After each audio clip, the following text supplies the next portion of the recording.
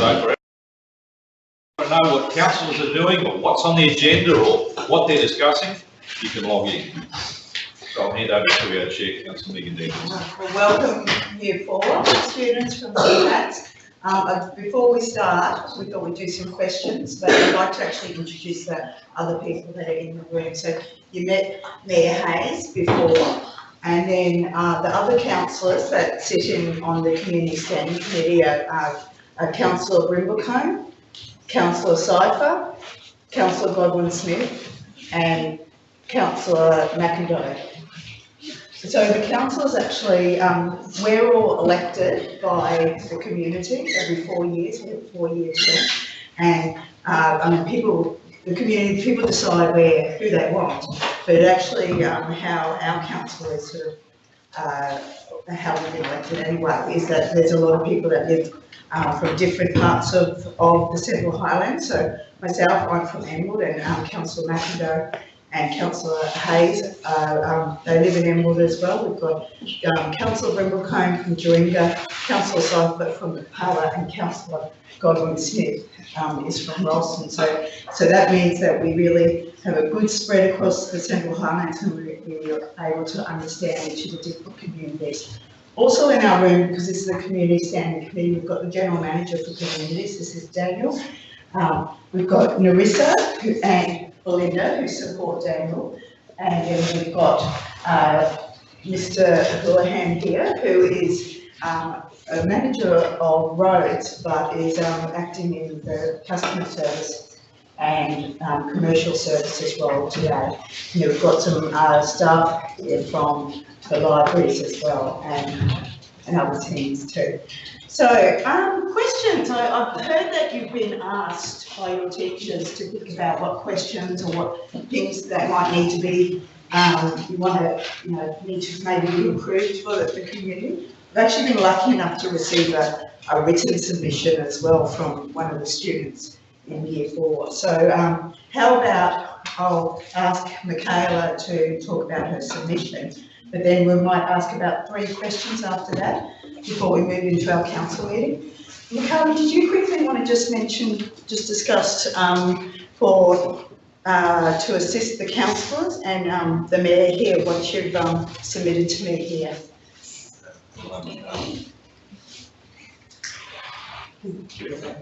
There's a microphone here if you like it. Pull it over. Presenting Michaela Bell. Dear Central Highlands Regional Council. Hello, my name is Michaela Bell and I am a 10-year-old resident from Emerald. I am writing this letter to propose that the outdated Lions Park gets redeveloped into a nature playground for all families to enjoy. The Lions Park is the most central park in the town. It is frequently visited by tourists and Emerald families alike. Being so central, it provides a fantastic opportunity to show that our town is a great place to live and fun for families. Having an attractive nature playground and picnic area would be a great asset for the Emerald community. I propose the natural playground would be environmentally friendly and looks beautiful amongst the well-established trees and the hills there. A nature playground provides children of all ages and an opportunity to appreciate nature and learn about the environment. Research has provided natural playgrounds stimulate a child's imagination and creativity more than traditional playgrounds. Additionally, a nature playground would be something unique and fun for everyone to enjoy. In conclusion, I hope that the Central Highlands Regional Council considers my proposal. I'm sure the residents of Emerald would be very thankful. Sincerely, Michaela Bell. Thank you, Michaela.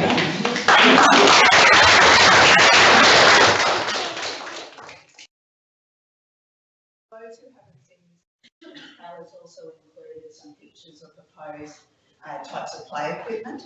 And we've actually, talking about playgrounds, we've just ratified our budget for the next 12 months. And we do actually have money in our budget to upgrade the Lions Park in Emerald. So this is very well timed. I'll pass this on to our Parks and Recreation team. But on nature-based playgrounds, I agree that they are an excellent thing to have in our communities and something that provides a little bit of difference. And I know we talked about maybe not Lions Park, but at the Botanic Gardens in a future upgrade to have a nature-based adventure playground there. I'll pass this letter on to Daniel, our General Manager, for his consideration for the upgrade of the Lions Park, or maybe for the Botanic Gardens as well. So thank you very much for that. Questions. Is there anyone else that has a question that they would like to ask? So, lots of hands. I'll go, Ollie. What do you do with the recycling, and how did you get rid of the bats from the Botanic Gardens? Oh, okay, good question. Daniel, would you like to answer what we do with our recycling? I would answer Daniel, so a great question, thank you for that. So fortunately, we also have our manager of planning and environment in the room who's responsible for both of those things, our waste and our bats. But first of all, our recycling is transported out of our region. So we don't have a recycling facility in the Central Highlands. So all of that recycling that you guys collect at your household is taken to the coast inland. So the actual facility is not based here, but we transport it all out of our region. And the bats as well, we have a number of two specific areas in the Central Highlands, one at the Botanical Gardens and then one at Mackenzie Park in Doringa, where our friends the Flying Fox like to habitate. So we work most of the time with the communities, in particular in Doringa. We have a number of different mechanisms we use to move the Flying Fox onto a more appropriate place to live. So I'll let Kirsten detail the specific instruments we use, some of which are some loud noises and lights and smoke machines, but she's got some great details on that. Sure. Do you want to come up here, Kirsten? Oh, yeah. With the microphone.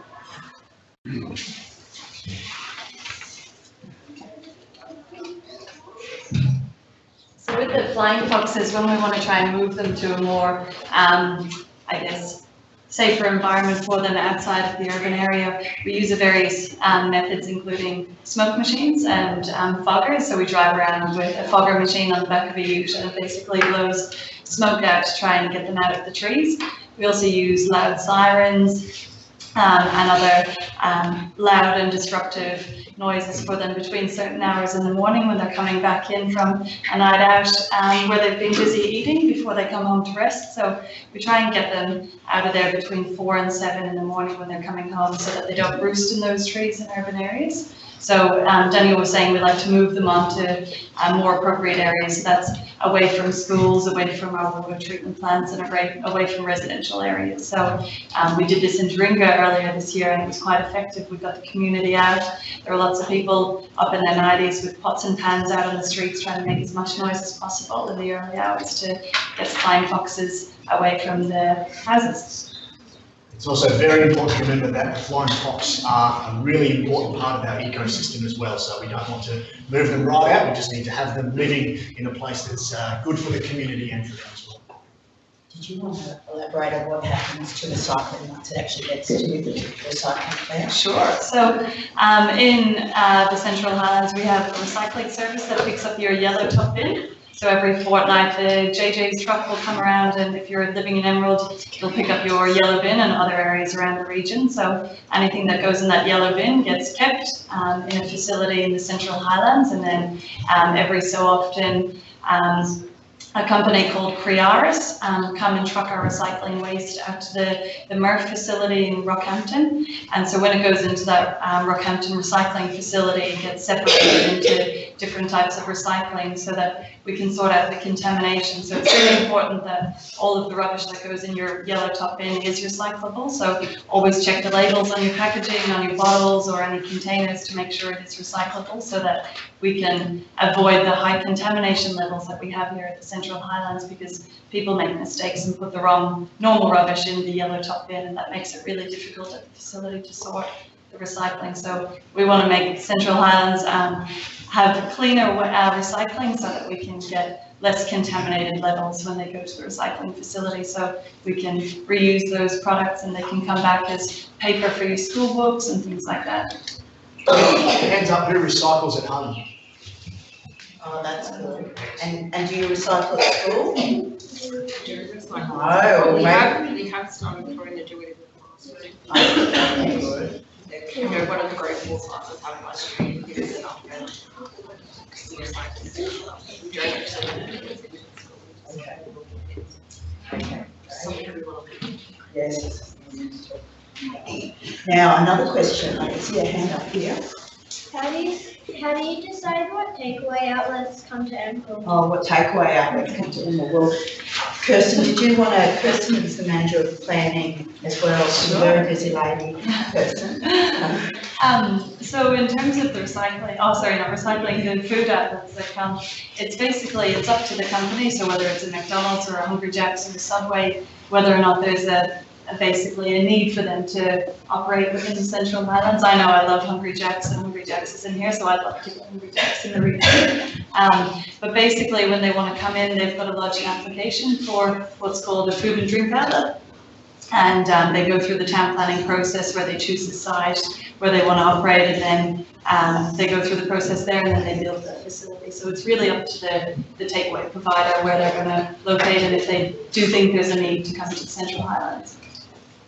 Okay, I think we've probably got time for one more question. Is there any takeaway food you want to see here? What did you want? More KFC. More Okay. So right on the other side of town. Or a donut shop. A donut shop. Is there anyone in particular you think we have any question for? Yes, we haven't heard from Fort Emerson. Do you want to ask on behalf of your class? What's the hardest discussion you've had so far? Oh, lots of hard discussions we have. Mayor Hayes, would you like to? Oh, answer that? yeah. The hardest discussion. Budgets.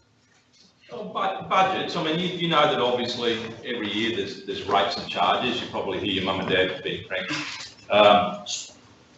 No, I think it's probably about, probably the hardest discussion we've had sometimes is about things like the water supplies and making sure that utilities, the costs of water and the costs of our sewer are pretty, I know that doesn't sound very exciting, but in our community, as you know, and even with like Michaela's discussion about the park today, so that's Michaela's favourite park, and then there's other people have favourite parks. It's about when we have to sit down and make decisions about which ones we do first in that priority, because we really do want, all of us want things to happen at our favourite spot or like a favourite store. We want that to happen, not tomorrow.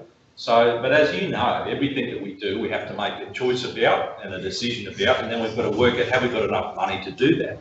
So the hardest decisions about when we have things like in our small communities, you know that Central Highlands is a really, really, really big place. It runs right out to almost 2/3 of the way to Rockhampton and all the way down to almost to Injune and over the Bogan, all out to Bogan and almost up to Clermont. It's just a big place, and we've got all those little towns and communities, and you play sport against some of those other people.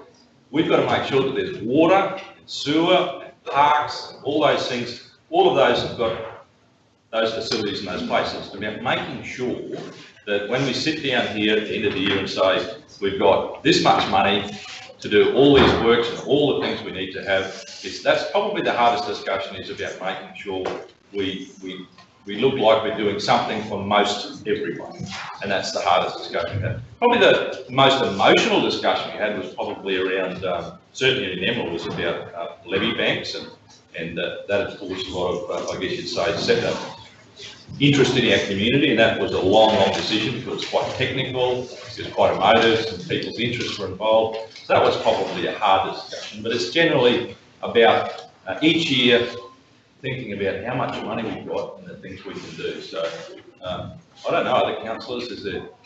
Mayor, I would have to agree. The hardest decisions that I think I've had to deal with in my 6 years on council have been the levies, because as you know, and hands up if you were affected by the floods in Emerald. Did you have your home flooded? Anyone? So it was really tough for us to work through the decision around, do we build a levy or don't we build a levy, what the costs were involved, and as the Mayor said, it was a very emotional decision, and it took a long time, many years of reports and understanding the technical aspects of building such a thing, and so that for me was probably one of the hardest decisions that we were faced with making, and ultimately the decision was that we didn't proceed with the levies, but to get to that point and to make the decision with a high level of confidence was a tough one, but we were very comfortable with the decision that we made in the end, and I think, Councillor Simon and I were just saying, Not a bad heads on that. So definitely. And Mrs. Victoria, there's one more class. Okay. Is it possible to upgrade our skate park and provide more picnic tables? Oh, that's a great question. We've been talking with a group called Burial Emerald. I don't know if anyone's ever met with Burial Emerald. They go along and they're just a group of people that love going to the skate park.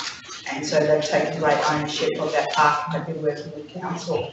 But I'll hand over to Daniel to talk about what we have in the next, what we're planning for the next 12 months to 24 months. Another great question. So in the last 12 months, we've spent just under $50,000 at the park there for the skate facility. So putting in some water taps there, then you'll have seen some other benches that have been fixed. But if we need some more picnic tables there, we can certainly look at adding that in. We don't currently have it in our plans, but it's something we can consider in the next 12 months. So there's some actual further work that's going to happen on some of the cracks that you might see in the skate park later this year as well. So we can fix those up. Really cool skate tricks happening. Okay. One more question from the floor. At the bridge that's holding the dam, what is all the machines doing there? What's happening? We were lucky enough that the people that actually deliver all the water from the dam is Sunwater, so people know who Sunwater are, so yep, you do. Did your dad work there? Good. There you go. So Sunwater are the people that actually deliver the water, so it comes down the river and into the two channels that go around the irrigation scheme here. So what they're doing out there is the concrete that actually comes over the spillway is quite thick. It's about this deep, so it's big and strong and can take all the weight of that water when it goes over, and you've probably seen it run over the dam a couple of times. What's actually happened is over time, concrete actually does wear out when a lot of water is running over the top of it. So at the moment, they're actually going along with cutting machines and cutting a little square out and taking out the old concrete.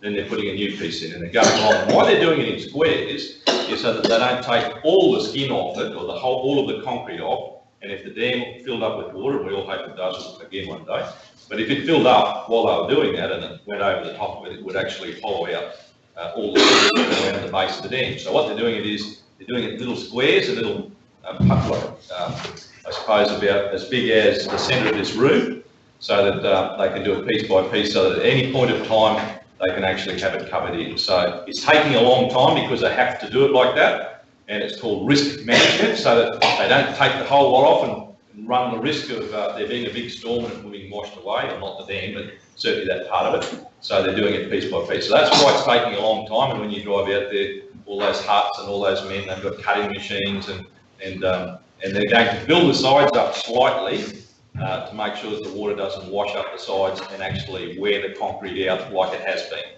So they're going to make it like, I suppose, like seats at a football game that's set up like that. They're going to set it up like that so the water is channeled down the middle so that it doesn't flush out the sides. So that is going to be, some of it's going to be finished in November, and then obviously they've got some more to do. So that's what they're doing at the moment. Thank you everyone for your questions. I could take questions all morning, but unfortunately we've got to start in our community standing committee now. So you're welcome to stay for a little bit to watch how the committee takes place. But one thing just to remind everyone is that it's a formal process for us to make decisions. So if everyone could please keep quiet whilst the committee is taking place. So welcome everyone to today's Community Standing Committee. Present at our Standing Committee today is we have Mayor Hayes. The other committee members are Councillor Godwin-Smith, Councillor McIndoe, Councillor Cypher and Councillor Brimblecombe. So what we cover in the Standing Committee is Parks and Gardens, Environment and Sustainability, Libraries, Arts and Culture, Health and Regulation, Community Engagement and Development, Sports and Recreation, Waste and Recycling, and applicable advisory and other activities. There's no apologies for today. Councillors, is there any leave of absence that might need to be recorded for future meetings? You right? No. Councillor Daniels, if I could put a leave of absence request in for Tuesday, the 11th of September, please. Okay, thank you very much. Can I please have a mover for Councillor Godwin-Smith? So Councillor Robb, and a seconder was Councillor Brimblecombe, and a seconder was Councillor Cypher. And all in favour? Thank you very much. So moving on, so we'll go into the confirmation of the previous minutes. We've got the minutes there in front of you from the previous meeting held on the 10th of July. Can I please have a mover and a seconder for those minutes? Councillor Cypher and Councillor Godwin-Smith. Could everyone please run their eye over the minutes, and if there's no changes that need to take place, may I have a show of hands that everyone's in favour? No. Lovely. All in favour? Thank you very much. Is there any business arising out of those minutes? So no business. Thank you very much for that. So if everyone could please cast their eye to the outstanding meeting actions. Thank you. Is there any questions that people would like to raise from those meeting actions? No, nothing today. And then also, if you could then cast your eye to the upcoming agenda items. Does anyone have anything they would like to raise in relation to those upcoming agenda items? No, okay then. Madam Chair, was there a couple of items raised yesterday that they were looking for, councillors were looking to put on an upcoming agenda? Was it this committee? Out of the general discussion, strategy discussion? Madam Chair, we had a discussion yesterday around the Aquatic Centre strategic discussion that was planned for yesterday, but we'll bring that to a fortnight strategic discussion. Thank you. Thank you, Madam Chair.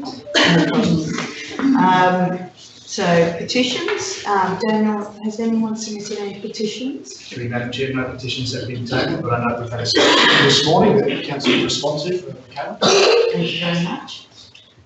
So moving on, is there any material, personal interest, conflicts of interest, personal gifts and benefits that anyone would like to declare? No, nothing to declare today. Thank you very much. Great. Well, let's move into the body of the Standing Committee. And we've got some reports here today from, it's actually quite a focus on our range of services that look after our urban animal management and our rural management around stock routes and pest management. So the first report that we have here today is regarding the Fernleas Reserve and some weed management that needs to take place there. So I'll hand over to General Manager Daniel Fletcher to introduce that report. Thank you, Madam Chair. Through you, councillors, this report is an update on the Fernleas area where March last year we submitted a report, the range of services team submitted a report based around some of the CHERP findings there. This is to really indicate some of the next steps forward, and I'll let our Coordinator of Range of Services, Brett Keys, and our Manager of Planning and Environment, Kirsten Byrne, talk you through the details of the update here. Thanks, Fletcher, Madam Chair. Good morning, everyone.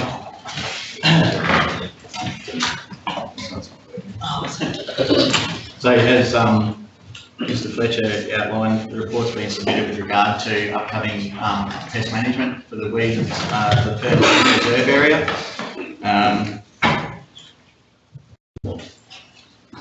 We have a considerable pest management concern down there with regards to particular species such as sword hare and mother of millions. To date, we've had a limited amount of pest management control take place down there. We worked with Location Sheriff, who undertook an assessment of the area to give us an idea of just how far the spread of the weed is. If you refer to the report, you will see there's also a link to the Sheriff report that was submitted once completed.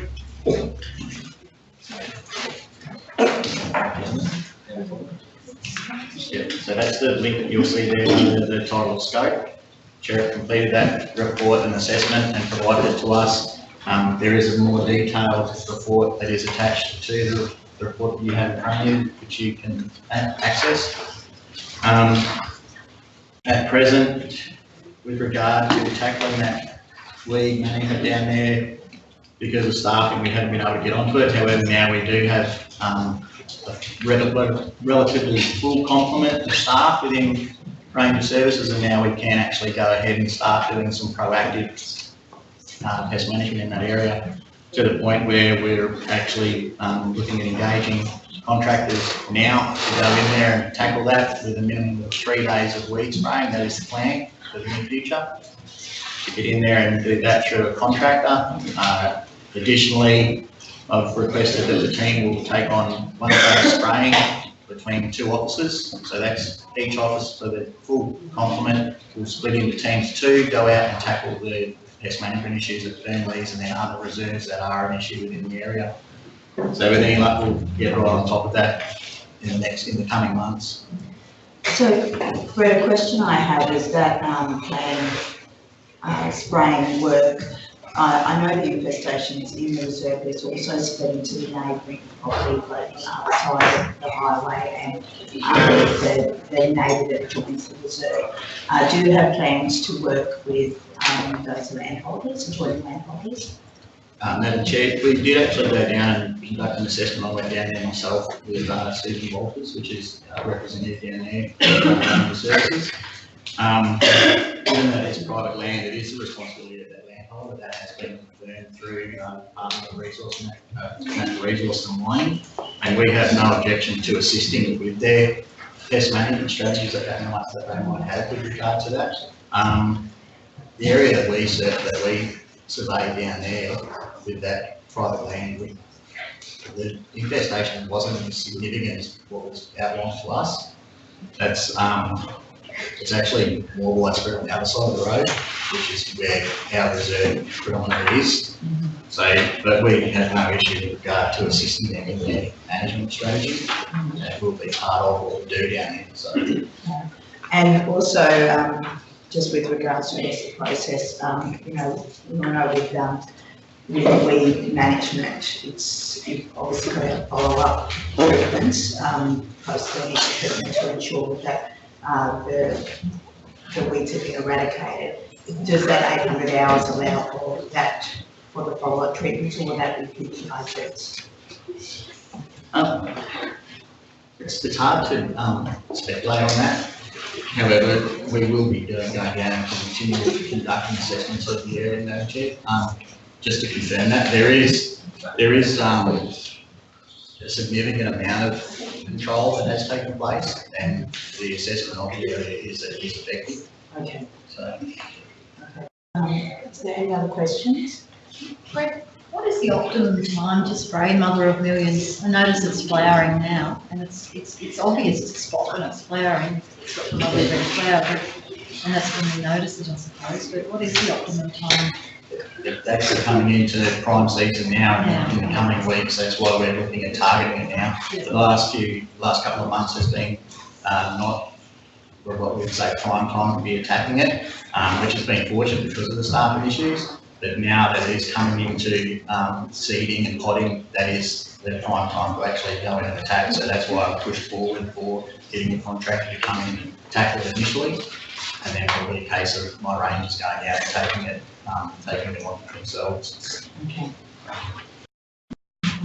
Madam Chair, we undertook potentially some considerable works last year that never eventuated. We got a little bit of spraying done, but a lot of fire break clearing and everything happened in the area. We failed to get the best opportunity last year, and my question is, I'm concerned, you say we're stocked up on staff numbers now, but what's our backup? We're throwing contractors in early, and then we're going in as Ranger Services.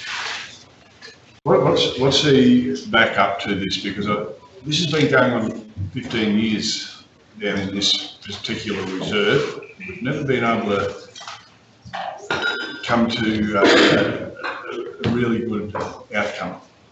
So should you lose one or two Ranger Service staff members, what's your backup? Or are we just going to let it go again and be here again in 12 months' time? Because that's not what I want to see. I want to see a bit more efficient and a little bit of clear outcomes on this project. I'll pass over to Kirsten. Through you, Madam Chair. In relation to that, Councillor McIndoe, there's no real backup that we have at the moment. We're confident with the budget that we requested for the 18-19 budget of 800 hours of contractor, that we can hit the ground running with that. And initially, the pest management will be committed to the Friendlies Reserve. So once we get that contractor on board, it should be a matter of, as Brett indicated, a week of full weed spraying, and then that consistent approach with our Ranger Services doing the designated 1 day a week weed spraying each week in the pairs that they're doing. So initially, to combat, I guess, the lack of activity down at the Friendlies Reserve over the past year, we will be getting the contractor excuse me, on board to really hit it hard, and then the ongoing maintenance, as Councillor Copeland-Smith indicated, it is going to be an ongoing process to monitor and make sure that we are continuing to spray in Friendlies and any other reserve areas that we do look after. We can't commit all of our resources to Friendlies, but we know that it is a problem that has gone untouched for over a year, realistically. So we need to hit it hard now and then continue to spray that ongoing with the other areas that we need to manage as well too. Through you, Madam Chair, if I can just add to that. If we do encounter some unforeseen scenarios where we do lose staff, which we have seen in the past, there are provisions for us to engage those contractors to fulfil that role in the interim. So that would be our initial backup plan. But short of having any unforeseen issues, that would be our response to making sure we don't lose monitoring controls that area. And I guess that's what I was not asking, but certainly requesting that should something go pear-shaped, can you please bring it up and let's deal with it. Yes, you okay. Would you like to go through it? Is there any further questions? Just a comment while we're on the Mother of Millions. I've noticed on the weekend on the Capricorn Highway, on the western side of the Gogango Range, we can the state government controlled road reserve, but there's a massive outbreak of Mother of Millions, in that area there, and you can really see obviously with the red flowers at the moment. So it'd be good if we could have someone look at that. It's not a good, as soon as you enter the Central Highlands Regional Council, it's Mother of Millions galore. Madam Chair, if I may. Yes. Response to that, Councillor. I'm with you on that. Recently moved to the area, being unfamiliar with what the current pest management strategy is, which we do have in place, and it is part of a backup plan. It's an ongoing, constant attack for the region. The Mother of Millions is rampant all the way. It's not just Burnley, it's everywhere. On a recent trip out to the Gemfields for that dog attack, it's there, it is rampant, and it is one of the ones that we are going to be attacking hard. And if I may, with regards to Fernleas, that is a highlighted area. However, with regards to my strategy for tackling that, yes, a contractor will be down there, and yes, officers will be down there in pairs taking that on. At the same time, it will be a rotational type of attack with 2 officers going towards Duringa Dingo, and they'll be tackling it from that region and moving in, while the other officers to bring sure we be coming back in this way, and then other officers are going out to the gem field. So it will be on a rotational basis throughout the week. So that will be their task. There hasn't really been any structure with regards to tackling that because of the team dynamics with regard to shortages. But now that we have a full complement, that is the plan of attack, to get into it and give them some direction with regard to where they're going. Councillor Syphon. So on the highway, on the main road, do we get funded from main roads to spray there? We do. Yeah, through Madam Chair, we do get funding from the state government. It has reduced dramatically over the years. We used to get 400,000 and last year I believe it was about $55,000. So with that funding, typically we have given it to the Infrastructure and Utilities Department, and while they're doing roadside works, they do spray as they're going along. So we'll have to consider that moving forward if that's the best option in terms of the weed management in the area, and essentially mapping to make sure we are covering the whole of the Shire.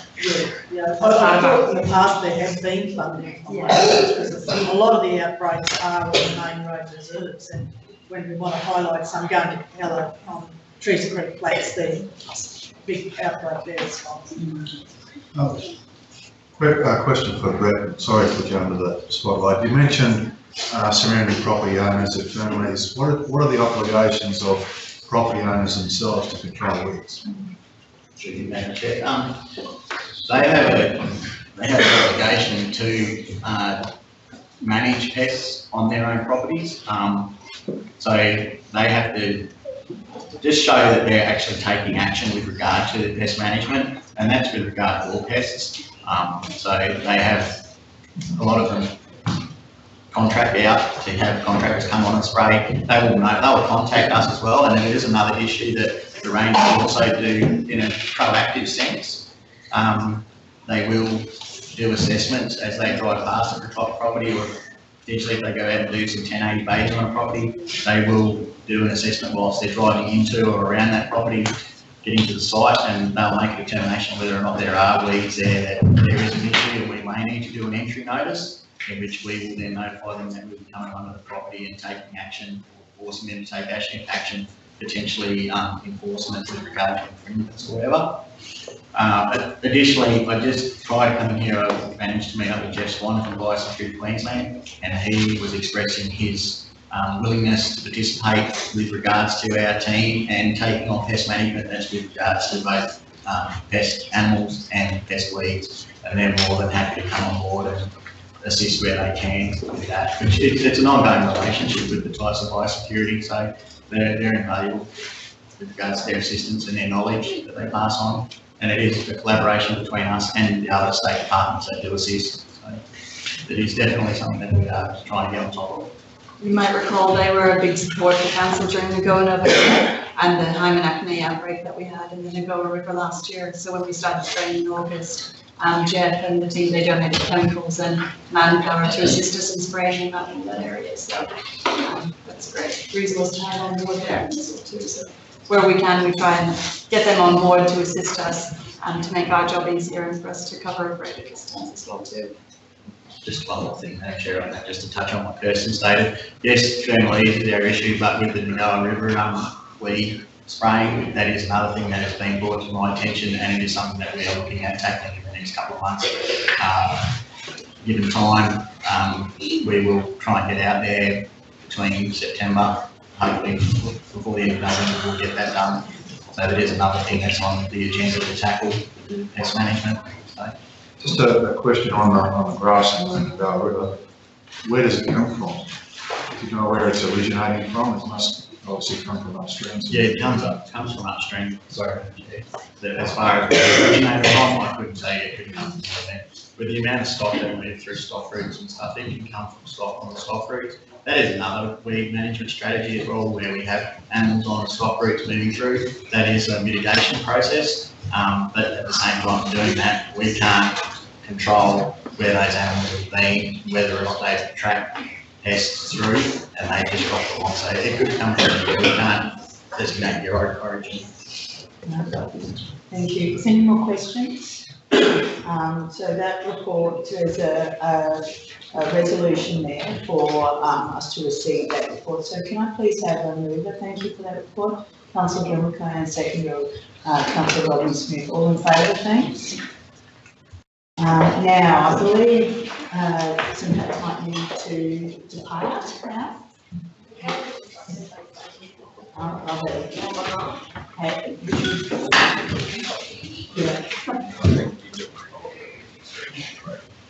On behalf of the Youth Board and of St. Patrick's, we would like to thank you for lending us. Thank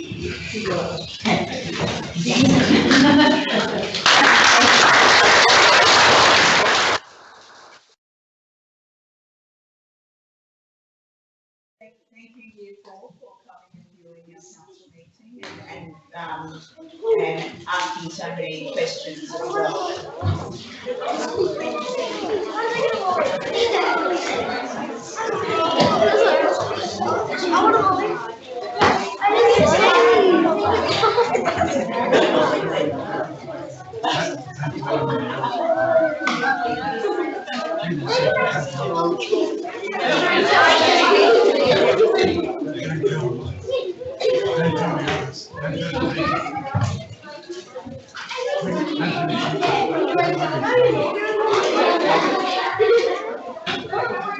Wasn't my name.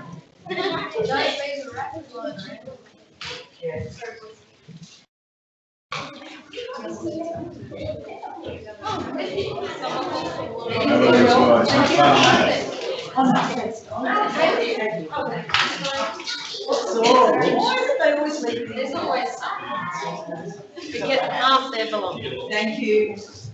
Thank you.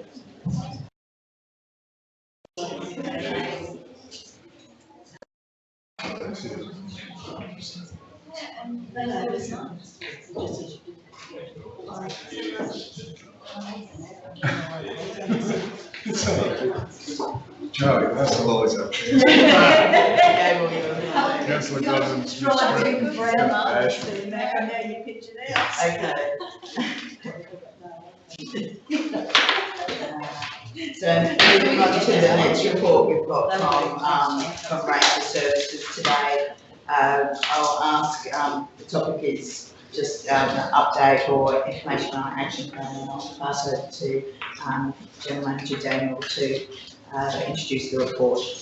Thank you, Madam Chair. Councillors, this report is an update. Earlier this year we brought forward an update in terms of the range of services, particularly around animal management and some of the challenges we're having across the region. So I'll draw your attention to the 9 initiatives that the Ranger Services team will be undertaking in the 18 and 19 years. And in particular, I guess number 4 and number 9 are just considered as business as usual. So based off that original information report, the team's done their assessment and pieced this together. So we've brought this back now so that you're aware of, I guess, the major initiatives that the team will be undertaking. So again, I will allow Brendan Kirsten to detail that for you. Thank you, Mr. Fletcher. Through you, Madam Chair. As Mr. Fletcher has outlined the initiatives there, if you can appreciate that I came in at the time when I didn't really know anything about it and I had to come across it on the ground running. So with regards to initiative 1, cat management strategy discussion paper, I've penciled in that I expect to have that completed by June 2019. Having said that, I'm in the process of acquiring equipment that will permit us to actually undertake proactive strategies with regard to cat management in the area, trapping feral cats and stray cats. We also have a funding for a bounty for feral cats that might come in from outlying areas, say properties or whatever. I've got to run through a couple of things to make sure that we are on top of that with regard to regulations and legislative authorities, so that we don't get people trapping cats from outside our region and bringing them in and all that sort of business, as you can appreciate, might possibly happen. So that would be similar to the scalping bounty that we have, so we tend to get a lot from down in Drinkaway. So I think it's $30 a scalp once they obviously do their work and they get reimbursed from council. So the cat bounty operates similarly, but we have to investigate how we can do it. I don't anticipate that there will be any administrative changes. We'll be able to utilise the dog bounty forms in the same way for the cats, and just have to identify that there were cats that were submitted. So, as I said, that's expected by the end of June 2019. Initiative 2, revise local law number 2 with regard to animal management. Again, another expectation for 2019, early 2019 in March. I've had direct interaction with amending local law number 2 animal management with regards to helping enforcement strategies, in particular to registrations. Yes, there's state legislation that dictates that animals will need to be registered. However, we have some difficulty with regard to that and confusion over whether or not you can issue infringements and whether or not that's in keeping with the strategies of education policies. So just my idea is to amend local law number 2 with regard to animal management and registrations and incorporating it into minimum standards. That registration is a requirement within the local government area by Central Highland Regional Council, and then we can take other enforcement actions in regards to the issuing of warrants to seize animals for non-compliance with registration requirements in accordance with the state legislation. So there's a couple of things that have to be looked at there, and with regards to amending that local law. And just to touch on that as well too, you might also all be aware of the goat instance that happened last year in November with the issuing of the goat permit. So certain things came out of that which resulted in a bit of ambiguity in terms of interpreting the local law, such as what is a shelter, what defines a shelter. Is it literally a poles with the tarp over the top, or does it have to be a fully enclosed structure? So just to alleviate some concerns from the community by increasing the definitions page on that, to actually define a lot of the items within the local law so that it does remove that question, and we don't have to defer back to RSPCA and things like that to make sure they're satisfied with the shelter that's proposed. Initiative 3, amend the practice and procedure relating to release of animals. That is something that I've implemented already and is actually in effect as we speak. It's been taking place since I got here because there was some confusion over how animals would be released and when they could be picked up. I've implemented pretty much that any animal that goes through the pen, in particular dog, cat, must be microchipped before it will be released, and then impound fees will have to be paid. With regards to cats, there's no legislative requirement under the Animal Management Act. Cats and dogs, the state legislation for them to be registered. However, they are required to be microchipped. So before a cat will be released from our pound facility, it must be microchipped, the booking must be made, and the microchipping must be paid for by the responsible person to the animal owner. And then we will transport the animal to the vet so that we ensure that it is delivered and then it will be microchipped. And upon payment of the animal, it will be released into the care of the owner. Same again for dogs, a booking must be made and the microchipping must be paid for, in addition to the release fees outstanding. And if the animal is not registered, it must be registered before it will be released. There are circumstances where people will contact us, or myself, or Central Highland Regional Council with regard to hardship, and that will be considered on a case-by-case basis with regard to relinquishing the fees for the animal to be released. But with regards to the registration requirements and the microchipping requirements, those must be met prior to the animal being released from the pound. In circumstances of hardship, we will consider releasing the animal without paying for the fees. However, they must be able to pay for registration and microchipping before the animal will be released. So that is in place. Yeah. So previously what used to happen, people would come in and they would buy a voucher for microchipping, but they would never end up taking the animal to the vet to get it microchipped. So this step that the rangers are taking is they take the animal from the pound or the cattery and drop it off the vet, as Brett said. So at least that stops any issues where they weren't getting the animal microchipped and then the animal gets picked up again and it's still not microchipped. So that it's a bit of an extra demand on rangers, but at least we know, we're confident with the animals that are released that they are microchipped and registered. But the owner has to pay for it. The owner has to pay for it. So we just act as the middleman and we drop the animal off once they've told us which vet they've made the booking for. As a side note, Councillor, with regards to rehoming animals through CQ Pet Rescue, there was some confusion over what was happening with the microchips that were being implanted as a requirement to meet the legislative requirements there with them. I've actually mandated with them that they must provide that information to us once it's done. That wasn't happening and there were animals falling through the cracks. I've since been able to communicate with CQ Pet Rescue that they must notify us once the animals are microchipped. They are emailing now with regards to that information, so we're getting that information and it's being included in our system for database purposes. So that's a side note. Cattle in pound, do we still pound cattle or not? Yes, through. The question comes about because with the droving that's happening, there's apparently being stock left behind. I'll touch on the drover down there.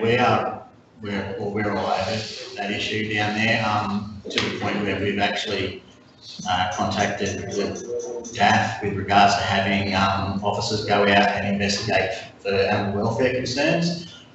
Their response to that was they have no concerns. They are more than satisfied that he's meeting his requirements within a reasonable manner. With regards to the legislation, it talks about reasonable, practicable and practical with regards to what they do with movement on the stock routes. And we are constantly assessing that to the point where we've actually had to reduce his required movement per day at the request of the DAF officers with regards to welfare, because calves are dropping and they're being missed with regards to the amount of movement that they're doing during the day. So the initial investigations that were conducted identified that he was actually going back to check on the animals that were being left behind. Then when he's going there, they're either not finding the animals or they're obviously deceased in some circumstances. When the investigators went out, they were satisfied that he is picking up calves because he does have a crate that has calves in it that they are caring for. And then there was other issues that came about that may well be put towards the police for investigation with regards to persons coming along and picking animals up. So there are concerns there with the animals, but we are dealing with that. Thank you, Brett. And we to an issue 4. Yep. So just before we move on, Madam Chair, can I just get some context for the council as well? How many applications will we or have we been receiving for fee waivers or for the impound waivers from the community members, just so the council have an idea of what's coming in? Through Madam Chair, we've had 3 so far since Brett's been on board. They do come in waves sometimes. In August last year we had 4, and then they come continually after that. So with that, we require a letter from them explaining their hardship or their situation. So depending on it, we look at it and we assess it, and whether it's a full waiver or whether it's a 50% waiver of the impound fees, because we obviously want to look after our residents, but at the same time we don't want to be exploited if there aren't good grounds for a waiver to happen. So yes, sir, Chair, moving on to initiative number 4, as we said, that's business as usual. There's no change to that with regards to issuing of excess animal permits. I don't see any reason for that to be modified. It's working at the moment. We've just got to get a better, more streamlined process of recording that information. However, that's business as usual. Initiative number 5, the dog registration renewals have actually gone out for this year. So that is effectively completed. And in the process of doing that, we decided to utilise the blank space on the back of the renewal notice that's going out, and we use it for an educational purpose to get people, to remind people of their obligation with regard to effective control of animals and enclosures and all the rest of it. So that went out and we made a couple of changes. And just to touch on that as well too, with the Tech One program that's going out later this year, it will make the renewal process much more streamlined, and you will be able to get those renewal notices out earlier and then consider such things as, if they pay them by June 30, obviously they pay them within the 18-19 fee schedule. And then we might be able to offer them some sort of incentives, like a number of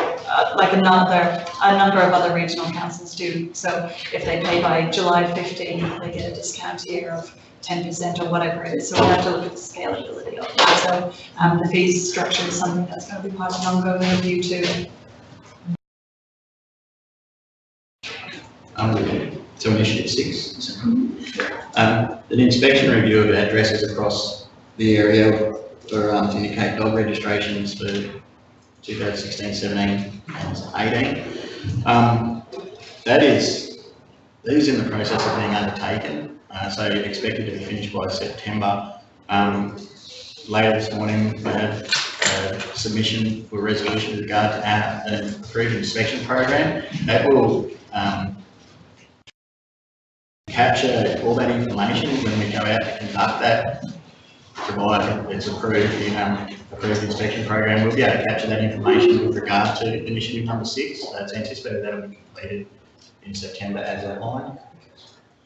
Initiative 7, secure commitment to conducting an authorised inspection program. That again, like I said, is being submitted this morning for resolution, which will kick off in September and run for a period of 3 months. And like I said, we capture the information provided in Initiative 6 and in turn enforce registration obligations requirements with regards to state legislation.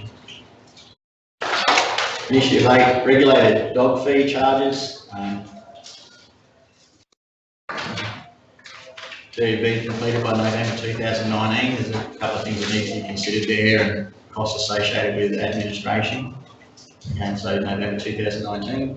So if you refer to your action plan, so Initiative 8 documents the current proposed fee, the current fees, and then what we're proposing. So essentially with the declared menacing dog registration, the declared dangerous dog registration, and the declared restricted dog registration. Currently they have alternative fees, 300, 615 and 615 respectively. So the proposal is to standardise those fees to be consistent for all declared dogs, just to make it more of an incentive for people to obviously look after their animals and have a responsible pet ownership, so that it is a consistent fee across all levels of declarations.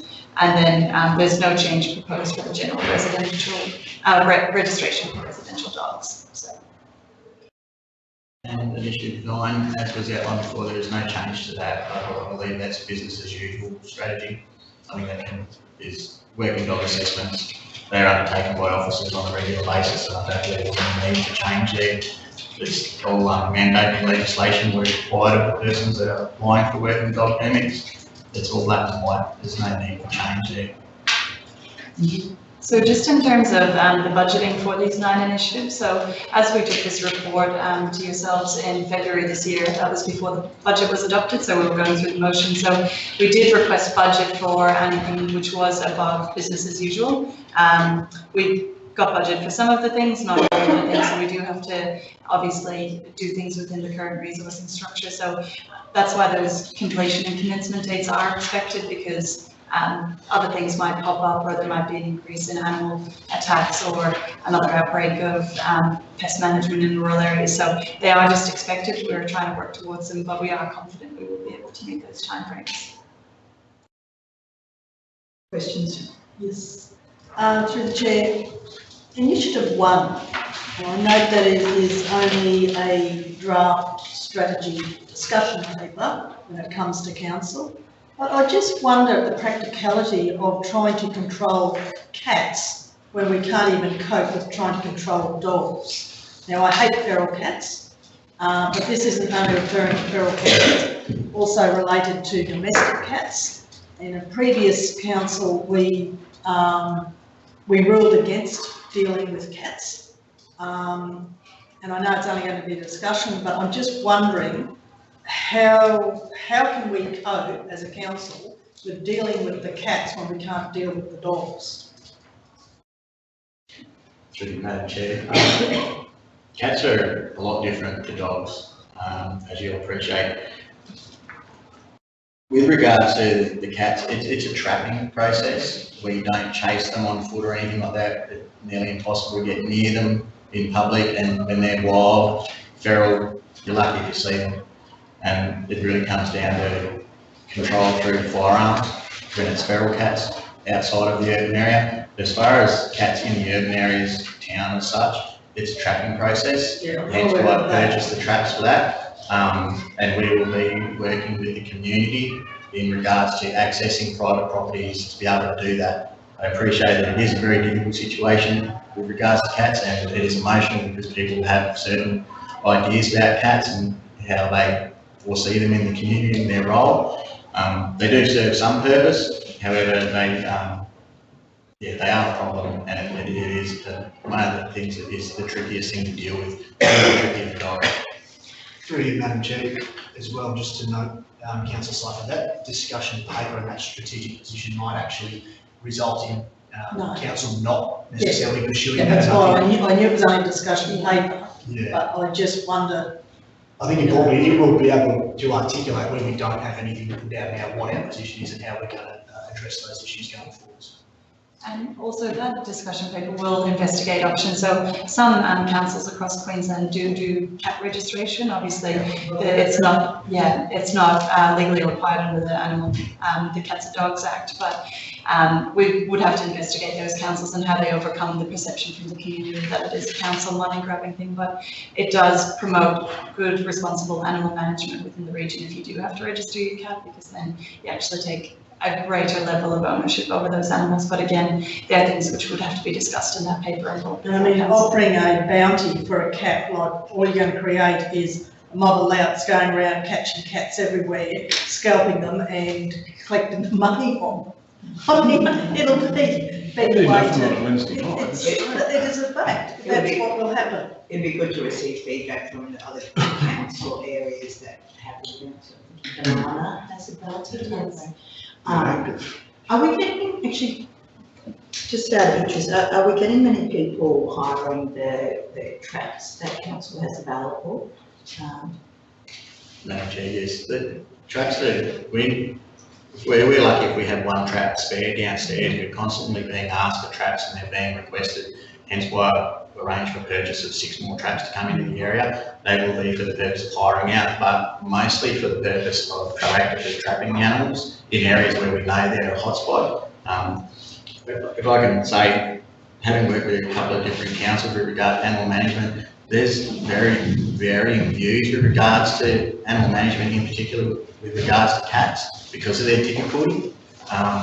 Again, it's a very emotive topic with regards to trapping cats. You trap someone's cat, they get very emotional about it. We had a recent incident, which I won't go into today. Wouldn't that be a good argument to have them registered with a tag in? So if you do trap someone's cat, you know whose cat it is, then you can return that cat. Providing it's not fair. Dealing with a cat that's trapped is far more different than dealing with a dog on a leash and trying to get a dog in the street. So I've been mauled by cats personally, not pleasant. You will get infected, you will be in hospital. So it is a process, whether they have a tag or not, you're still going to be able to read that tag. When they're in a trap, you can purchase scanning instruments that can scan the animals in the traps quite safely, and then you can move them into a cage. Once they're in the cage, they settle down significantly.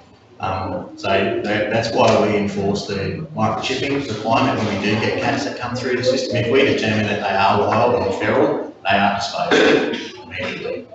So euthanasia of cats in the area is relatively high. The only rehome is easily handled. Thank you very much. Is there any further questions? Thank you for that interest. Can I please get a mover for the resolution to accept the report provided by Range Services? May I please have the mover? Thank you, Councillor Brunner. A second, please. Thank you, Councillor Godwin-Smith. All in favour? Thank you very much. So moving on to the next report from Ranger Services, which is the approved inspection.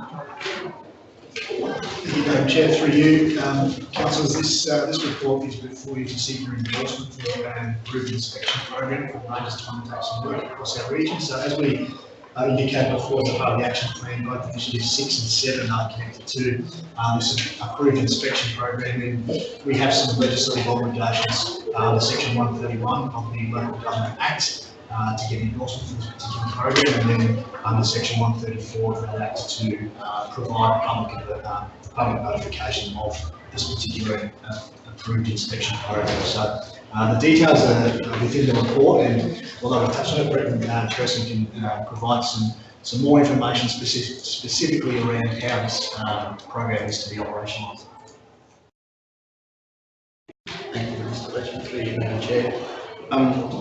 As is outlined in the initiatives, an approved inspection program is has been requested by myself to be undertaken throughout the months of September through to December.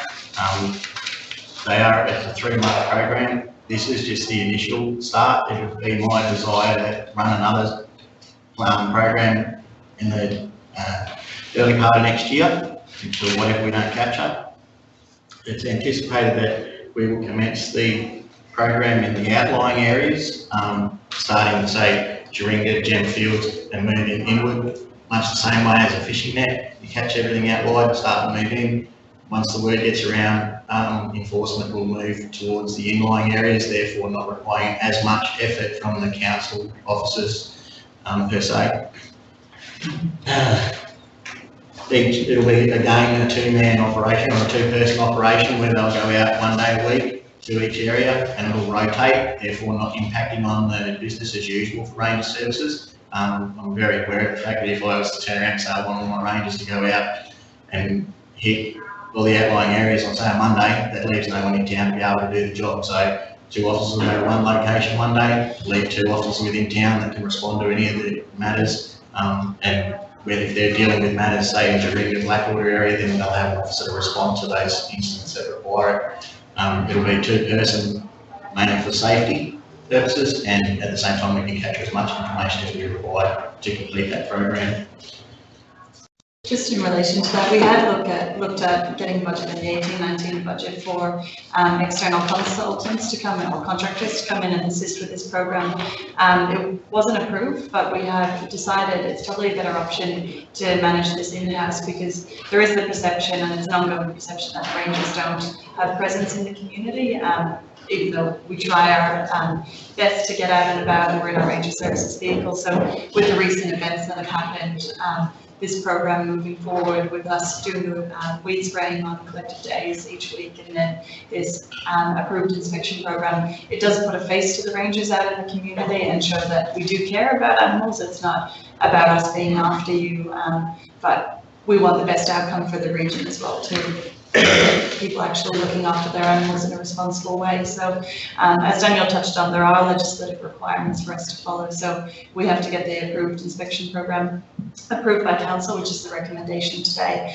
And then there is an obligation for us under the Act to advertise this 14 days before it happens. So one of the concerns that may be around the advertising of the program is that people will remove those animals and get them out, but we won't be giving them the dates when we're, say, going to Juringa or when we're targeting Emerald. It's just that the approved inspection program will commence on this date. So whether they're hit for 2 weeks or 3 weeks after it started, it's up to them to give them the notification to hopefully come into council, get their animals registered, and then they don't need to be hit with compliance notices. So what happens if the animals are non-compliant? So they will be issued infringement notices for non-compliance, along with the remedy, the requirement to remedy the contravention in order to become compliant. So as part of this, it will also allow us to check that there's appropriate fencing and things like that to contain the animals too. So with that, there were no other alternatives considered. It wasn't rolled out in 17-18 due to resourcing, but it's something that we want to remedy this year, just to get back on the front foot and also start educating the community about animal management in the area. Okay. Is there any further questions regarding the planned inspection program? Yeah, bloody oath. Okay. We got time, haven't we? Happy to take questions. Well, you know I'm all nutty, I get that, but what gives us the right just to go on people's property like this? I have a real concern with entering people's property, and it's just another peg in the coal or another spoke in the wheel that just undermines people's privacy. You'll go and do your inspections. The first time you log in number 1 Dudar Street, the end of the town, they'll get on the phone, they'll tell all their mates that you're in town doing it, and you won't find anything that's not legal. So to me, that part of it's a waste of time. Anyone doing any illegal business won't be found, or minimal. We'll still have issues arising throughout the year of problems, i.e. bite or a scratch or someone barking and that we're going to still have to attend to. We won't get our paperwork right to understand what's there and if there is a dog barking. Toto won't even allow us to, oh yeah, it'll be that dog doing it, it'll be that noisy one. So I can't understand why we're going to do it and upset people going onto their property, because that's what we're going to do. We'll upset people going onto their property. So which properties do you go into? Which ones don't you go into? The answer should be, if under this, you're going into every property. Yeah, so through. I don't understand why we have that right. And I don't think the people of the community would really like that.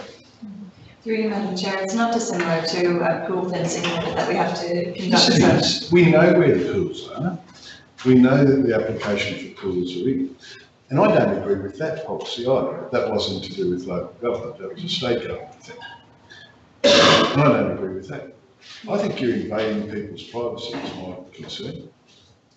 Sure. There is a section under the Act, that's why we have to take it before council, so it's section 133 of the Local Government Act, where we do have to seek a resolution to progress with a program like this. But to start the annual inspection program, we would do obviously a list of all of the properties with dog registration. So those who are up to date, they wouldn't need to be inspected. So that rules out a percentage of the properties. But we know there's so many animals in this region that aren't registered. So it is a program like this that we have to undertake rather than finding a dog wandering on the side of the street and doing them one by one. This is a blitz where you can do the whole region within one hit within a period of time over the 3 months that it happens. Yes, I don't dispute that it is an invasion of people's privacy by going onto their blocks, but this isn't going to stop the barking dogs issue, but it's going to help control the number of animals in our region and help us register where these animals are, so that if there are issues, at least we've got a solid benchmark of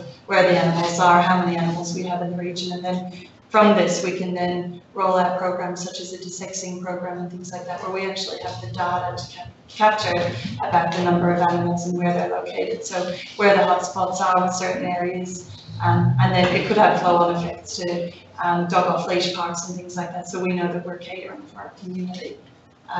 Brett might be able to extend on. So of all the things you'd like to achieve, what do you honestly feel in 5 years' time, if you go and do it every year, do all these things, what do you think you'll actually achieve in a 5-year period? Through you, Madam Chair. Within your luck, we'll achieve a more responsible pet ownership ethos throughout the community with regards to people understanding that animal management is an issue. It's not solely about revenue. There's not a great deal of money that comes in as a result of it, but animal management is not just registration. It's about ensuring that people are responsible pet owners, eliminating or minimising the likelihood of dog attacks, which can result in what we've just seen down at Gemfields, that by far one of the worst attacks I've been to, especially on an adult. So implementing approved inspection programs, it's not about targeting registration because it's not incorporated into the local law with regard to registration. That is something that they're required to do, is register the animal. So we have every right to go knock on someone's door if they have a dog and inquire with regard to that animal. The approved inspection program gives us the right to enter that property and identify what concerns there are, whether it be mosquito breeding areas of concern, so they've got old tanks that they haven't decommissioned, they've got mosquito breeding in there and all that. The approved inspection programs cover all local laws. Gives us the power to enter the property and do inspections with regard to that. So whether the fencing is compliant with the minimum standards for keeping the animals. So that's why we're going in to do those sorts of things. So they've got dogs, yeah, we've seen they've got dogs. So is their fence adequate to contain the dog? It's the sorts of things that minimise other animal management concerns, in particular that lead to dog attacks, roaming dog complaints. Roaming dog complaints is our biggest concern within the region. So tackling this through the approved inspection program will minimise those things from occurring. It's not going to eliminate it, but it will minimise it. It gives us the opportunity to get across the board who is not a responsible pet owner, and then we can make sure that if we do like proactive patrols in the area with regard to roaming animals, we can identify that there's certain areas that have a far greater amount of irresponsible pet owners as a part of that. So there's a lot of things that come from it. having done AIP in other areas, it is effective. You do get far greater animal registration compliance as a result of it. You do upset some people, but the majority of people want to do the right thing. That's why you have 2 officers at a 10. It's a strategy that minimises the likelihood of people becoming upset. You're not there to invade their privacy. You're not there to go through their backyard and identify whether they've got illegal substances on the property. You're there to identify that their fences are compliant, that they're not untidy, they don't have an accumulation of objects in the property that could become a hazard, that then is an issue further down the track for other departments. And we're there to do those sorts of things. We're not there to check on what they get up to in their social time. It's just there to identify that there are certain concerns, which then become complaints. We have addresses that have dogs that we're not aware of, that haven't been captured with regard to our other data capture processes. Barking complaints, we go there, we identify there's 2 or 3 dogs. They're in contravention of more than allowables. Therefore, they're leading to dog barking or barking complaints. We go there and we can identify you've got 3 dogs here, you're only supposed to have 2. In fact, no, look at that, none of them are registered, so we can get compliance across the board there. And then it minimises the further complaints can attract with regard to barking and all those sorts of things. Aggressive dog running at fences and all that sort of thing. We get the opportunity to do assessments proactively in that sense. So across for the 5-year plan is to see an improvement with regard to responsible pet ownership and in turn greater registration requirement. I understand you haven't been with us a great deal of time. The reason I asked what you want to achieve over the next 5 years is if you cast back over the previous 5 years, we've had these assessments done of towns and houses, exactly what you're putting forward. I think the last one was 2 years ago. We were going to go around and door knock and see what it was and inspect. So over the last 5 years, we've tried to implement this and it's no better.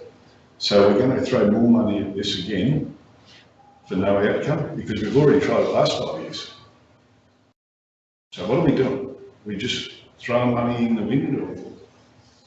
If I can touch on that through you, Madam Chair. So we're not actually throwing money at it, we're just throwing internal resources. We won't approve the budget to get assistance for this program. So we have a whole new suite of staff who are committed to animal management within the region as well as other ranger services tasks. I'm not saying that people before us didn't do it, but we're going to be consistent moving forward. So this wasn't done consistently in the past to get that consistency in service and registration. It's also a form of education. So you'll know we have education approved budget within the region for animal and pest management throughout the year. So this helps target that so we don't have to spend as much on educating the public. So moving forward, it is going to be that consistent approach and we will be committed to do this annually for the next 5 years and beyond then, and just make sure we get those outcomes for the region, which this approved inspection program aims to get.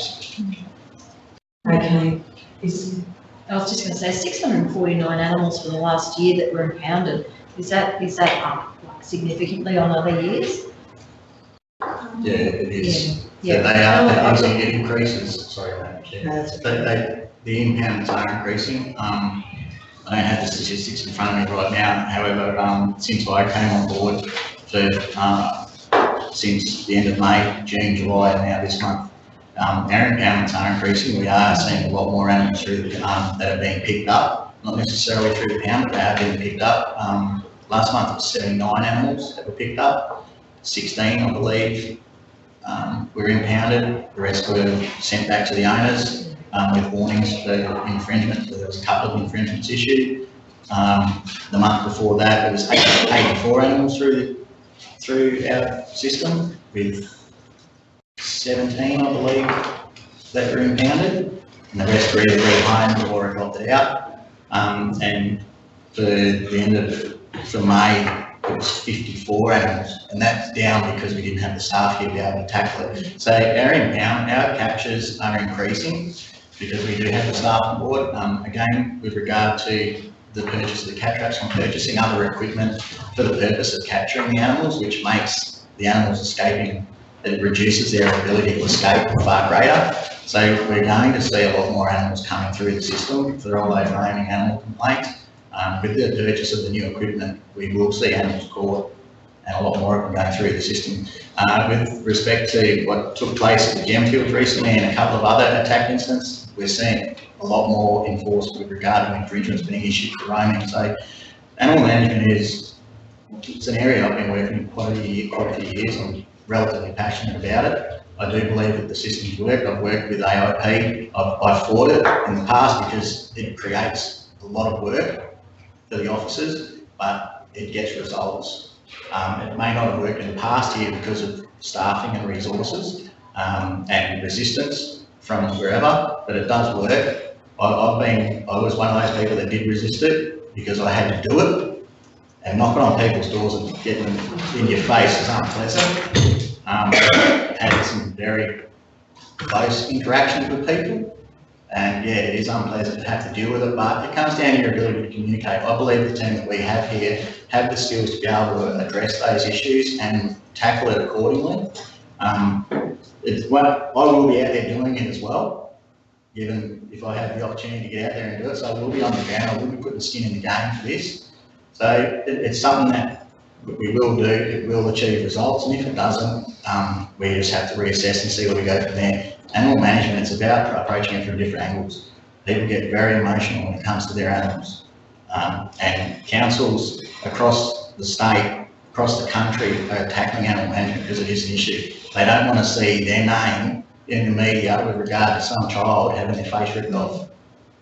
And that's what we do. We go out there and we minimise that from taking place and occurring. And this is one of those strategies that you need to implement so that you can minimise that from the likelihood of that occurring. Doesn't stop it, just minimises it. Gets our team the information that they require to be able to do their job on a day-to-day basis. Like I said, proactive patrols. Get out there and we minimise the roaming complaints. We go out there and we deal with it. It comes back to our ability to respond to matters that are reported. Since I've been here, we've gone from a 45% response within targeted areas to up to 70%. So we're getting there as far as getting the complaints responded to and responding to them within timeframes. Doing animal management, it helps us get the information that lets us know where the animals are the concerns, and where we need to target resources. Through you, Madam Chair, just to add, it is an opportunity for council obviously to commit and to demonstrate that council's approach is both not only proactive enforcement but proactive education as well. So it's no coincidence that a program like this does need to come to council for endorsement. And I think what we will experience without the opportunity to do that is gaps in information which we can't experience now. So it's definitely a proactive opportunity to collect a lot of that information so that our rangers can act in the future. I think council exercising some vigilance in terms of regular, inspections will have a positive impact in terms of the community having pet management front of mind going forward. I do think it does do that, and I know in the little communities, I've seen the program work very effectively. People just get complacent, and if we're not doing these program inspections regularly, it just drops off the radar for people in terms of being important and relevant. And I think this just keeps it front of mind, so I think it's a good thing to do. So. Thank you. A question? No, I was going to. You'll have to move it. So I've got a mover of Councillor Bullen, second Councillor Seifer. Can I please have a show of hands? Thank you. So you're against then, Councillor Macra and yourself. So that means from the standing orders we'll be holding over. Madam Chair, resolution committee to take this report to the General Council. Okay, so a resolution. Right. Can I please have a mover for a resolution, Councillor Seifer, and a seconder, Councillor Godwin-Smith, to take this this report to General Council meeting this afternoon for a vote. At a future council meeting. Okay. Would you like to see this report this afternoon? I'm happy councillors to get accept the late agenda item, given that we've seen it in some of your councillors' plans. So as long as you can get between you and then if the other councillors, well, now that's confusing. Through the chair, sorry. I think we should take it to another council meeting so the others have an opportunity. Yeah, that's whatever. fine. I'm happy to do that. Yeah, there's no urgency with it. No. So yeah, if the resolution could be that, for the report to be submitted to a future council, general council meeting. Just gives the others an opportunity. Okay, thank you. Thank you very much. Right, moving on to departmental update. Thank you very much for the questions today. Do you want to continue? Yeah, all right. So departmental updates, I'll hand over to the manager to introduce the departmental updates. Thank you. Thank you, Madam Chair. Through you, councillors, as always, our monthly departmental update is before you with 34 particular items. I'll note we've got 7.5 minutes left, so I probably won't run through all of the details in every particular update, but please, I will briefly run over them, but if you have any questions, feel free to ask. On the 20th of July, we had some Brennan's Year 12 visit our chambers here, and then Councillor Daniels was present for that. I'm trying to recall, I think Councillor Rolfe was also present for that. So we had our planning team, our planning and environment team, did a bit of a talk for the school group there. They asked a number of questions, and not too dissimilar to our St Patrick's group this morning. We were able to ascertain some information about local government workings.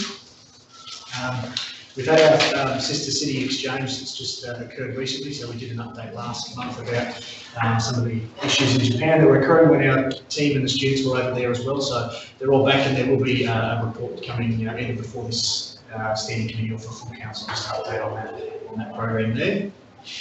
Our number 11, our library staff are undertaking some training at the moment so that we can provide justice of the peace services to our entire community.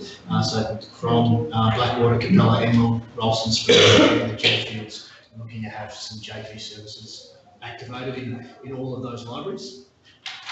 The Emerald Heart Awards occurred on the 14th of July, was the beginning of that particular exhibit, and you can see the list of the artists that were awarded throughout that particular exhibit there. On 2 Saturdays' time, we have the Springsure Hospital Museum 150-year anniversary. I know this was certainly discussed in the recent community consults that happened in the south of that area. So I'm looking to get as many people involved in that. We have a new youth officer on board as well, so Robin, Jody, yes, sorry, thank you. Jody's on board now, and we're still finalising some other recruitment in that area. We had a bit of an update, and councillors have certainly been briefed on the dog attack that occurred in the Jetfields recently, so probably not worth running over that, but it certainly is important with our coordinated rangers here today, and we're having, as you've seen in the action plan recently, there's some specific resourcing going towards a lot of the animal management work. The Bob Marshman Trainee of the Year, one of our rangers as well, who was here momentarily ago, has just left. Michelle Dowling was awarded that and was certainly acknowledged at council meeting a fortnight ago. And by way of update, Councillors Michelle will be travelling to Brisbane on the 8th of September, and there is an invitation to councillors who would like to attend those training awards to support Michelle in her achievement there. I think she's one of 85 state finalists for that award. I'm not sure how many are in her particular category, but it's a fantastic achievement, and there'll be a contingent of council staff and supporters from Michelle going on to that. So there'll be a report brought to General Council in a fortnight's time for any councillors willing to attend that. The waste asset audit is certainly underway. I think the important information there is we did message to council when Kirsten and I attended the LGAQ Waste Forum earlier this year that the intended waste levy was to come in sooner than it is now. It's now expected to be coming in on the 1st of April next year. So that's provided a bit of an extension to councils to undertake their audits and to ensure that everybody is compliant and that money's going to go to the right areas. And I'll probably leave it there, noting we've got 3.5 minutes left. I might pass over to Kirsten if you want to touch on any of the updates for the quarterly report. Some of the ranges of the environment planning team. Yeah, one that I did want to touch on just from the departmental update were the changes to the Barilla Street office. So now that we have a bit of a Rangers focus today, the team are looking at opening the office there to allow customers to come and bring their animals in or raise their inquiries directly with the Rangers on staff. Obviously we can't have someone dedicated there at all hours, so it will be an intermittent sort of opening. So in terms of the departmental update, so the stats are all pretty consistent, as Brett touched on. A focus for the coordinators in planning and environment in July was to reduce ECM tasks and CRM reporting timeframes. So Brett was able to suggest that the Rangers have improved their statistics from 43% to 65% by the end of July, which is a great result. So there's stats in terms of environment and waste and development and planning have been pretty consistent as well too. They haven't seen such a large jump in improvement because they've had a relatively staffed team. So we are responding to customers in a more timely fashion when they do come through CRM. So if I can stress, any inquiries come through CRM just so we can actually respond to them in a timely manner and we can actually report back on the timeframes of that. In terms of the targets for next month, well, the portal report is done a month behind based on the stats that we've got to get in from building and plumbing. So the targets for the month in July are no longer relevant because we've now updated you in the departmental update. So that's the confusion about the portal report because we have to report that month behind. But the statistics are looking good and we are on the up in terms of customer responsiveness. Okay, thank you very much for that.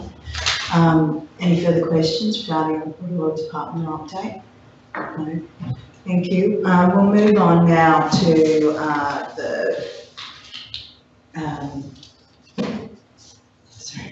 We'll move on now to the communities team. We'll be profiling today. We try and profile each meeting a different team within the communities department. So it's the assets and facilities team today. So I'd like to welcome down Jared and his team and to introduce his team today. So I'll hand over to Jason and Nick. Okay. So Jason is the coordinator for the assets and facilities team, so I'll let him do the honours. Great, Jason, and you know, if Bryson, Ray and Joe would like to come down as well, they're very welcome.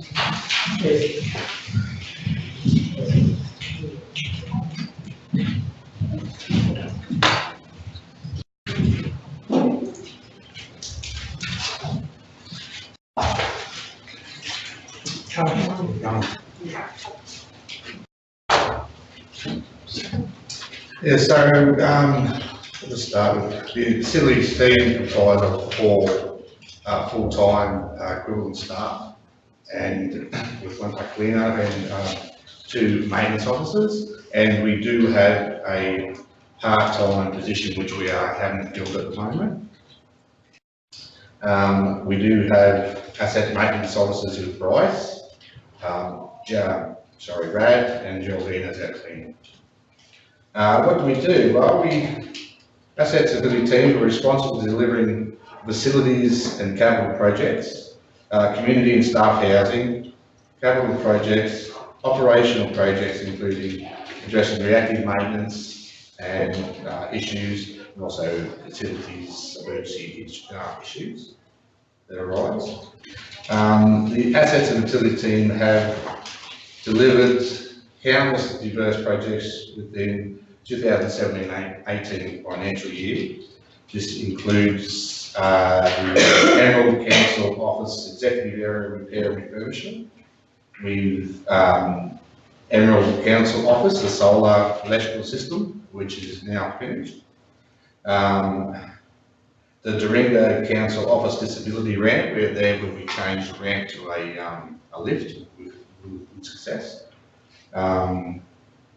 The Springshaw Hall improvements, I do believe they're finishing this week, next week, sorry, which was a massive job, really massive job, and I'm glad to see the end of that. The Rolston CWA Hall demolition, well, that's being demolished now, and now talking to the community to put back in place a shed for storage and also a canteen for a man front bed. So we had more talks with those guys.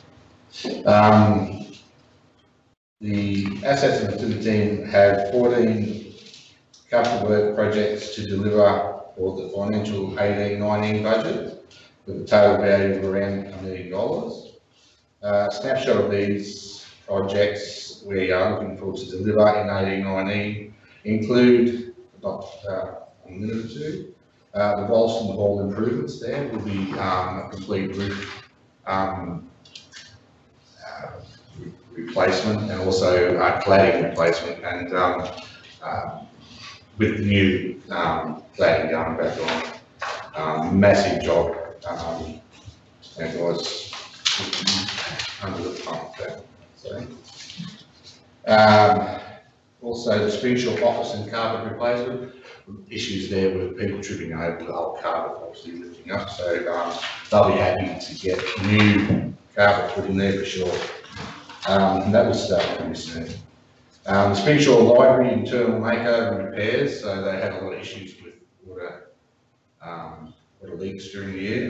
So we have been fixing that up and also fixing up a few other little things. The Bohemian Hall master plan, that doesn't happen until actually 1920, but we are in talks with them to get an outcome. That's what we need to get out of it. But we do have a disability ramp access in the Stronger Communities project to deliver that this year. We also are assisting in other areas in our department with helping our sports and rec team deliver an electrical upgrade worth $400,000. Look forward to helping those guys out with delivering their project.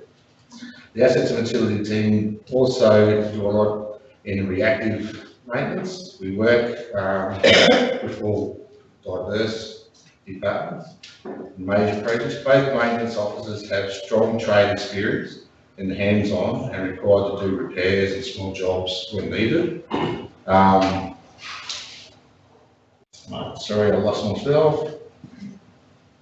The team will work closely with the council housing officers and small, large maintenance issues, along with large capital projects, along with helping deliver them on time. The assets and facility team are proactive in helping all departments to support smooth operations of facilities and assets. The facilities cleaning team also kept busy looking after council numerous facilities and offices. Some considerations and implementations. The corporate office plan reference. We do have one strong, vibrant communities project, provide and maintain accessible community services and facilities that meet the needs of our diverse communities.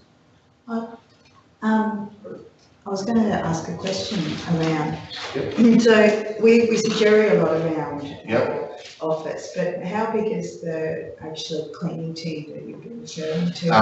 So our cleaning team, we have Jerry as a full-time position, and we do have a contract cleaner on 6 hours a day helping around. Yeah. That's cleaning this office and facilities. So it's in the town hall, Yeah. Park, and the Ruler Street office. And then what do you do in other communities? Is it other staff? I don't have any other facility cleaners in other communities. Okay. So who cleans the other facilities then, the staff who work there? You've got Pam and Ralston. Yeah. Yeah. Madam Chair, we do have some other staff that do the cleaning in some other facilities, and there is also. They just don't come in. They just don't come in. I was thinking, they start cleaning them up after So Jason, what's your biggest challenge that you've got coming up for next year? I think Ralston's going to be a massive challenge because it's a lot of asbestos removal. Yeah. So it's a lot of working in heights, asbestos removal, and there's a lot of challenges with that. So I dare say that will be our biggest challenge. Okay. So you get contractors in to do that, Jason? Or? Yeah, so we are looking for a contractor to pretty much PM itself. So we just get a contractor to do the whole job. We'll set it up with safety wise. We've worked through some mistakes we've done in the past and set it up for them, but then site gets their control. So it takes us away from the sort of saves us a bit. So we'll be out of action for a while. No, it'll still be in action, same as the Springfield Hall. Oh, Yeah, obviously you do an inspection to remove your asbestos cladding, then obviously replace it and keep going.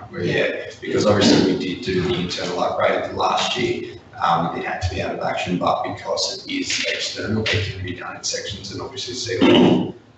Then it's not going to be out of action, same as Springfield.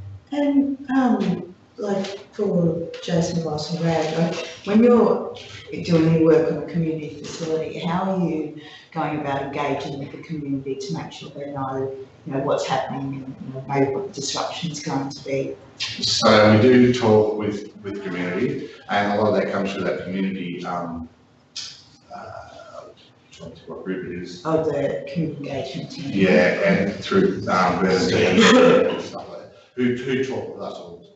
Okay. So mainly that and ourselves. Okay, great, thank you very much. Is there any further questions? No? Great, thank you. Thank you, appreciate the report. May I have a mover please and a seconder to receive that report? So Councillor Cycler and Councillor Goldsmith, all in favour? Great. I've never run over before, so we'll have to, it was a bit of a different schedule today. So moving on to our final departmental update, our customer service and commercial services. I will ask Jason Houlihan, Acting General Manager of Customer and Commercial Services, to speak to this report. Thank you very much. Yeah, thank you, Madam Chair. Good morning again, councillors. Just quickly, there's just a little bit of data presented here with regard to the community and staff housing. There's a housing strategy. The draft strategy is in progress and hoping to be completed before council in early September. The capital projects are underway. We're prioritising the installation of upgraded smoke alarms in all of our housing stock. Some statistics there, we've currently got 73% of our staff housing occupied, and community housing is 88% occupied. And a breakdown of where those are located is in the attached graph. Any questions on housing? The ones that aren't, through the chair, sorry, the ones that aren't occupied in staff housing, is it because they really aren't up to scratch? Are they not, or is there no need, like is there not a need for them, or is it that they need repair? I think a lot of it has to do with the vacancies in staff at the moment, so we currently going through a recruiting process in some of those out areas for additional recruitment. So either they're not needed in terms of the people actually living in their own residence or renting through their own mechanism, or there's a couple of vacancies being held in those out areas, which are going through a recruitment stage at the moment. So obviously, when those positions are filled, they'll have the option to take this housing or source their own. So. Thank you. Through you, Madam Chair, just add some additional information there. So, fortunately, having this portfolio just transferred, I'm up to speed with most of them. Is that there's not really any houses that are uninhabitable at this stage. So some houses certainly do need a bit of work. The houses that need the most amount of work were the recent purchases on Retro Street, if you'll recall. And I'm of the understanding right now that all those three houses, at least two of them anyway, possibly the third one, have all been rented out to council staff. So that work has been undertaken by our assets and facilities team and some contractors to get that up to speed, but we shouldn't really be experiencing any houses that are uninhabitable. Okay, thank you. Okay, thank you. I'll move on to customer service and area support. Some improvements there noted in terms of providing departments with reports based on customer requests, and you'll see on the next page there some of the statistics for the year. There's 10,451 CRMs in the last financial year. The statistics there. Contact to the call centre, there's 21,332 calls that came through. So yeah, some big numbers there that have led to, and probably a good statistic is the completed number of those calls that are either completed as CRMs or completed by the customer service before it actually created a CRM, so they managed to solve the issue for the customer with one phone call. Question, sorry Jason, on that. You have 10,451 total. You have remain open is 2,750. That's roughly 20% or 25%. So how can you then have completed 9,559, yeah, the numbers don't Yeah. add up there, so I'll get some clarification on that and give it up in the back. Some of those open, so when it works are put into a forward works program, where CRM remains open. It could be open for 2 to 3 months until the work is actually completed as part of their regular maintenance program. And then it's closed out that period of time, so some do remain open for a period of time. Those that carried out from last year, potentially 1,000 or so, makes a difference. Yeah, potentially, yeah. I'll see clarification on that. There's a customer, just for noting, there's a couple, there's 81 out of hours calls received, and 2 of those potentially went to the wrong, were addressed in the wrong manner, so they've been noted and there's been improvement to that process, so that doesn't happen again. So that's the last part of that attachment. Thank you very much. Jason, I'm not sure if you'll be able to answer this, but our question is the process, I guess, with the there's a call coming through and the CRM is developed. Are we consistently providing like a reference number or a contact? And are we, I guess, are the departments getting back to the people that is it the process that the departments then get back to the people that have submitted the CRM to discuss it with them? Yes, so there's a process, the defined process is that if the customer service can't solve it on the first phone call, it's created as a CRM.